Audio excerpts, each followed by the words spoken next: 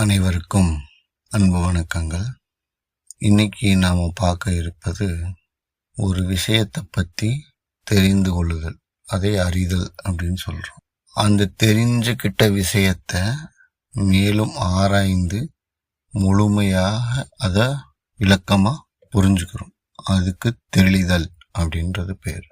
இந்த தெரிஞ்சதை, அறிஞ்சதை, தெளிவானதை உணர்தல் அப்படின்றது இதனுடைய முதிர்ச்சி. அதுதான் ஞானம் அப்படின்னு சொல்கிறோம். அப்படின்னா என்ன அப்படின்றத பற்றி சில எடுத்துக்காட்டுகளோட சில விஷயங்களை பற்றி நம்ம இன்னைக்கு சிந்தனை செய்வோம். இந்த அறிதல், தெளிதல், உணர்தல், இந்த 3 விஷயமும் ஸ்டேஜ் பை ஸ்டேஜாக இருக்கிறது. ஃபஸ்ட்டு ஒரு விஷயத்தை பற்றி நாம் தெரிஞ்சுக்கிறது. ஒரு விஷயத்தை பற்றி தெரிஞ்சுக்கிறது அப்படின்னா என்னன்னு கேட்டிங்கன்னா, நம்ம ஒரு இதற்கு முன்னால் போடப்பட்ட பல பதிவுகளில் ஏதோ ஒரு பதிவை எடுத்துக்கலாம். இப்போ சூளம் அல்லது முருகனின் வேல், இதனுடைய உண்மை தாத்பரியங்கள் என்ன அப்படின்றது ஒரு விஷயம் நம்ம அன்னைக்கு சொன்ன மாதிரி என்கிட்ட ஒருத்தர் கேட்டார். அதை தெரிஞ்சுக்கணுன்ற ஆர்வத்தில் அதை பற்றி நிறைய தேடுதல்கள் ஏற்பட்டது. தேடுதல்களில் இருக்கும்போது நமக்கு தேவையான விஷயங்களும் அதை சார்ந்த விஷயங்களும் தேவையற்ற விஷயங்கள் என எல்லாமே நமக்கு நம்ம கண் முன்னால் நமக்கு கிடைக்கும். அதை நாம் தேவையானது, அதை சார்ந்தது, தேவையற்றது, இந்த மாதிரியான பல விஷயங்கள் நமக்கு கிடைக்கும். இது நாம் அறிதல் அப்படின்ற ஏரியாவுக்குள்ளே நம்ம வச்சுக்கணும். அதை பற்றி நம்ம முழுசாக நம்ம அறிஞ்சுக்கிட்டோம். அது என்னன்றது நம்ம தெரிஞ்சுக்கிறோம். ஓகே, இது இப்படி தான் இருக்குது அப்படின்றது. அதில் இருந்து தெளிதல் அப்படின்றதுன்னா என்னன்னா, தெளிதல் அப்படின்றது அந்த சொல்லப்பட்ட விஷயங்களில் எந்த அளவுக்கு உண்மை இருக்குது அப்படின்றத மேலும் பல பல ஆதாரபூர்வமான செய்திகள், நிகழ்வுகள், இந்த மாதிரியான பல தகவல்களை நம்ம சேகரித்து அதில் இருக்கும் உண்மைத்தன்மையை நாம் புரிஞ்சுக்கிறது. இது தெளிதல் அப்படின்னு சொல்கிறோம். முதல்ல ஒரு விஷயத்தை தெரிஞ்சுக்கிட்டோம், அப்புறம் அதை தெளிவாக்கிக்கிட்டோம். ஆமாம், இதுதான் உண்மை, இது நேரடியாக தொடர்புடைய செய்திகள், இது மறைமுகமாக தொடர்புடைய செய்திகள். நாம் எதை தெரிஞ்சுக்கிட்டோமோ அதற்கு இந்த சில விஷயங்கள் தேவையற்றது. இதெல்லாம் காலப்போக்கில் உருமாறி கூறப்பட்டதோ அல்லது திரிந்து கூறப்பட்டதோ அல்லது அந்த நிலையில் அவர்கள் உணர்ந்ததாக எது புரிஞ்சுக்கிட்டோமோ அதை நம்மளுக்கு சொல்லியிருக்கிறாங்க அப்படின்னு தெரிஞ்சுக்கிட்டதோ, இந்த மாதிரியான விஷயங்களாக நம்ம பிரித்து எடுத்துக்கிட்டு இதில் நேரடியாக தொடர்புடைய விஷயங்களையும் மறைமுகமாக தொடர்புடைய விஷயங்களை மட்டும் நாம் கையில் எடுத்துக்கிட்டு அதை உணர்வுதல் அப்படின்றது அங்கே தான் நமக்கு உண்மையிலே ஒரு பிரச்சனை ஏற்படுது. இந்த உணர்தல் அப்படின்றதுனா என்ன அப்படின்னா, நாம் அதை உணரணும். ஆமாம், இது சரிதான், இது உண்மைதான் அப்படின்னு நாம் மனதார நம்ம அதை உணரணும். அதுக்கு அந்த உணர்தல் அப்படின்றதுக்கு பொய் சொல்கிறதுக்கு வாய்ப்பே கிடையாது. ஆமாம், நான் அதை உணர்ந்துட்டேன். இப்போ சொல்கிறோம் இல்லைங்களா, நம்ம ஏதோ ஒரு விஷயத்தில் தப்பு பண்ணிட்டேன், ஆமாம் நான் தப்பு பண்ணதை நான் உணர்ந்துட்டேன் அப்படின்னு. அந்த உணர்ந்துட்டேன் அப்படின்னு சொல்கிறதுக்கு இதனுடைய மறுபிம்பமான பொய் அப்படின்ற விஷயத்துக்குள்ள வரவே வராது. அது உணர்ந்தோமா இல்லையா அப்படின்றது தனக்கு மட்டுமே தெரிந்த விஷயம். அதற்கு எந்த ஒரு விளக்கமும் சொல்லவே முடியாது. காரணம் என்னன்னா, அது அவர்கள் தனக்குள் உணர்ந்த விஷயம். அது ஒவ்வொரு மனிதருக்கும் அதனுடைய பார்வை வேறுபடும். ஒவ்வொரு மனிதருக்கும் அந்த உணர்தலின் விஷயம் வேற மாதிரி இருக்கும். அப்போ அவர்கள் உணர்ந்தது சரியா அப்படின்னா, இந்த தெளிந்ததும் அறிந்ததும் வழியாக பார்த்தோம்னா உணர்ந்தது தெளிவாக தெரியும். எஸ், அப்போ நம்ம புரிஞ்சுக்கலாம், ஆமாம் இதை நான் உணர்ந்திருக்கிறேன் அப்படின்றத நாம் ஏற்றுக்கலாம். இப்போ அந்த மாதிரி வாழ்க்கையில ஒவ்வொரு நிகழ்வுகளையும், ஒவ்வொரு செய்திகளையும், நாம் பார்க்கக்கூடிய பல விஷயங்களையும், நாம் எந்த விஷயத்தின் மேல் ஆர்வமாக இருக்கிறோமோ அந்த விஷயத்தை முதல்ல நம்ம தெரிகிறது அல்லது அறிகிறது அப்படின்றது நாம் மெனக்கிட வேண்டிய விஷயங்கள். நாம் அதை நோக்கி நாம பயணப்பட்டு அந்த விஷயங்கள் எல்லாத்தையும் சேர்த்து வச்சுக்கிட்டு அதில் தெளிவாகிறதுன்றது அதில் மேல் ஆராய்ச்சி கொள்ளுதல். இது ஞான வழி அப்படின்னு சொல்றது. இந்த ஞான வழி அப்படின்னாக்கா என்னன்னா, பகுத்து அறிதல்.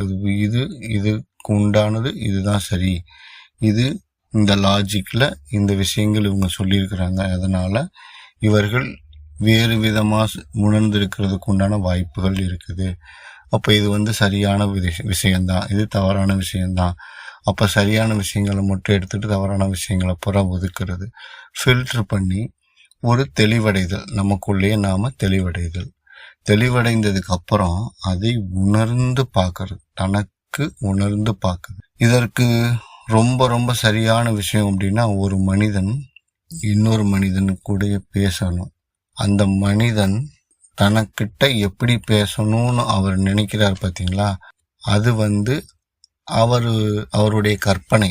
அந்த கற்பனைய அது அவருடைய எண்ண ஓட்டத்திலிருந்து வர வைக்கணும் பார்த்தீங்களா. அதுக்கு தான் இந்த 3 பரிணாமங்கள் தேவைப்படுது.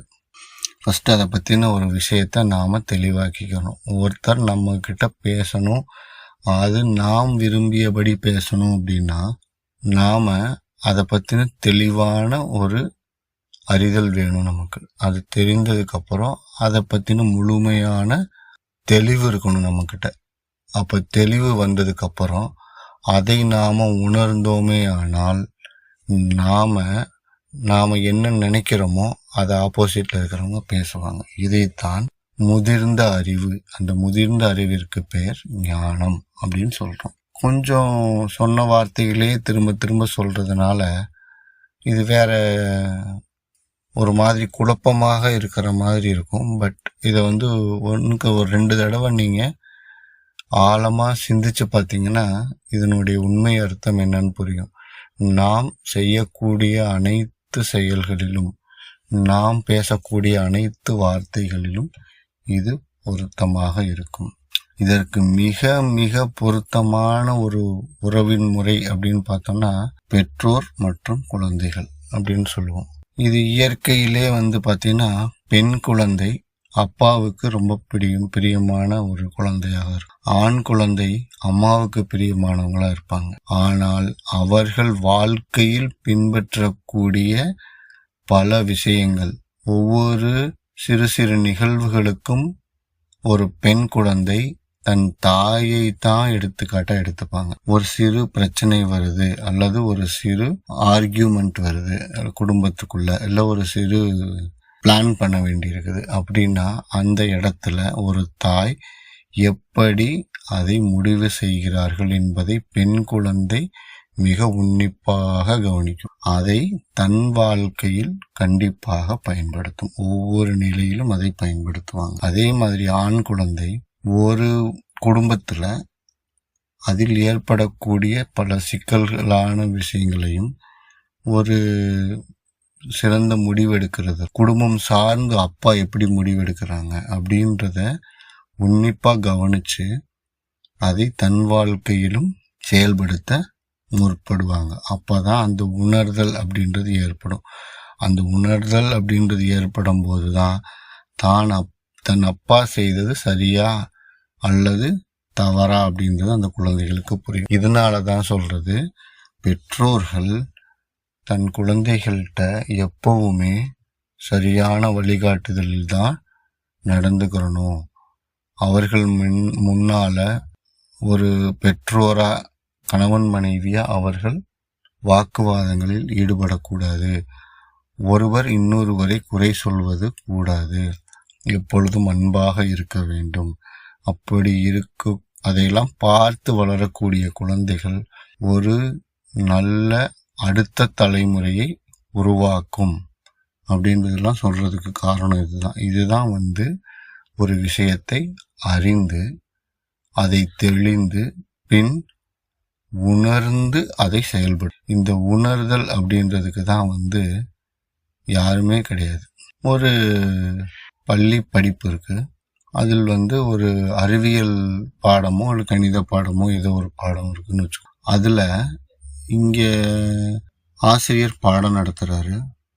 அவர் என்ன சொல்லுவார், அதை மாணவர்களாகிய அனைவரும் அறிந்து கொள்ளும் விதத்தில் மிக எளிமையான நடையில் சொல்லி அதை புரிய வைக்கிறதுக்கு முயற்சி செய்வார். முயற்சி செஞ்சு மக்கள், நம்மளுடைய மாணவர்கள் அனைவரும் அதை அறிந்து கொள்ள வேண்டும் அப்படின்றது. அப்புறம் அதை தெளிவுபடுத்துறதுக்கு மேலும் பல விவாதங்கள் செய்வாங்க. ஒரு பையனை எழுப்பி உனக்கு என்ன புரிஞ்சது சொல்லு, இன்னொரு பையனை எழுப்பி உனக்கு என்ன புரிஞ்சது சொல்லு அப்படின்னு ஒவ்வொருத்தவங்களும் ஒவ்வொரு விதமான உரையாடல்கள், ஆரோக்கியமான உரையாடல்களை நடத்துவாங்க.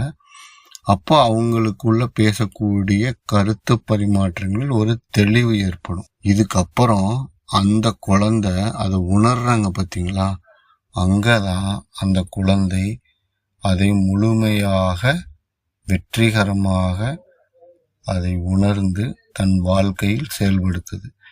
இந்த உணர்தல் அப்படின்றதுக்கு எந்த ஆசிரியரும் கூட வர முடியாது. அந்த குழந்தை தானே அதற்கு உண்டான சிந்தனையை ஏற்படுத்தி தனக்குள்ளேயே ஏகப்பட்ட கேள்விகளை கேட்டு பின் உணர்தல் வேண்டும். அதுக்கு தான் அந்த உணர்தல் அப்படின்னு சொல்லுவாங்க.